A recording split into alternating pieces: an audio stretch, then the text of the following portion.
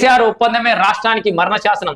కృష్ణా వాటాలో 299 టీఎంసీలకే సంతకాలు చేశారు. కొత్త ట్రిబ్యునల్ తోనే తెలంగాణకు న్యాయం. కొత్త జలశక్తి మాజీ కేంద్ర జలశక్తి మాజీ సలహాదారు వెదిరే శ్రీరామ్.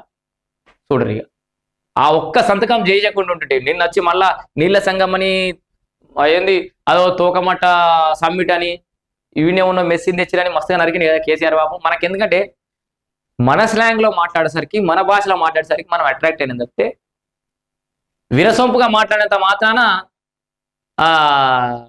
దాన్ని ఏమంటారు దయ్యాలు వేదాలు వలిస్తే అవి నిజంగానే వేదాలు అయిపోవు. అక్కడ కేసీఆర్ ఆ రోజు సంతకం చేయలే అని చెప్పమను హరీష్ రావునో కేటీఆర్నో కేసీఆర్నో 299 టీఎంసీలకు సంతకం చేసినట్ట కృష్ణా వాటలో. ఎవరు? కేసీఆర్ గారు. ఆల్రెడీ కేంద్ర జలశక్తి మాజీ సలహాదారు వెదిరే శ్రీరామయ్య చెప్తాడు.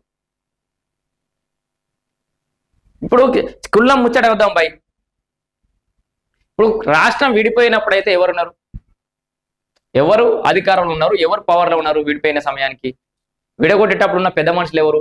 కేసీఆర్ బాబు, అప్పటి టీఆర్ఎస్ పార్టీ, ఇప్పుడు బీఆర్ఎస్ పార్టీ, అంతే కదా. ఓ ఇద్దరు అన్నదమ్ములు విడిపోయారు.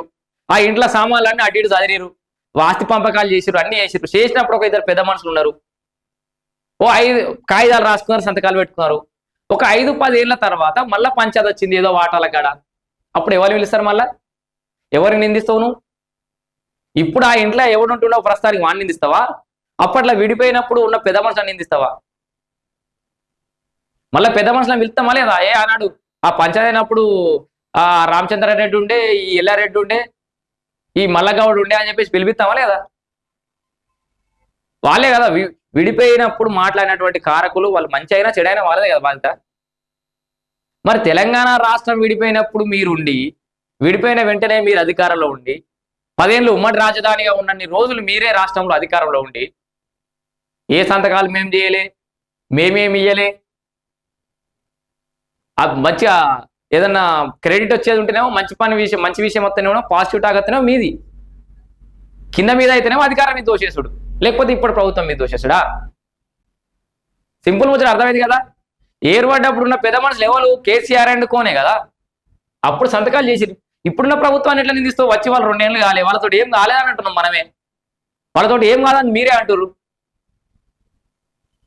వాళ్ళతో ఏం కాదన్నప్పుడు, వాళ్ళు ఏం పని చేయలేనప్పుడు, వాళ్ళు ఏం చేయలేదన్నప్పుడు 10 ఏళ్ల కింద జరిగినటువంటి తప్పుదానికి కారకులు ఎవరు?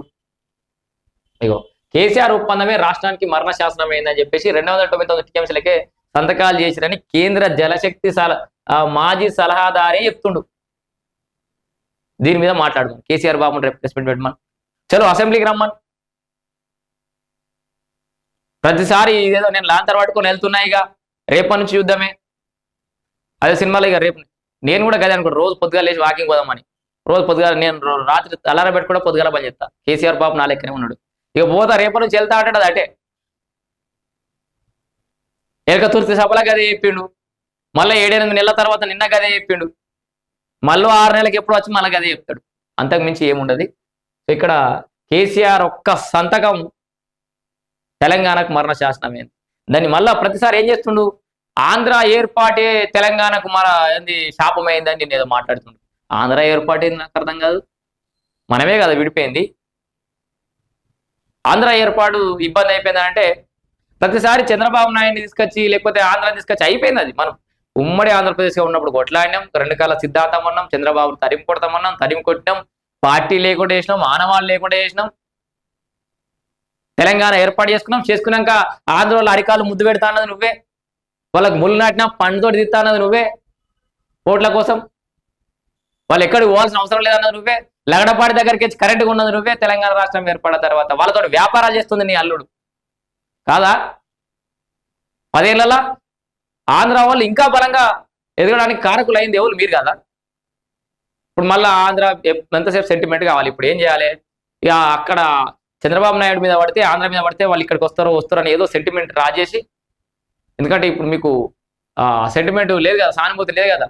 సానుభూతి కోసం ప్రయత్నాలు మీరు ఏం చేసినా కూడా అధికారుల కోసం అయితే కష్టం. ఇక కేసీఆర్ సంతకం ఏమైందో చూడు.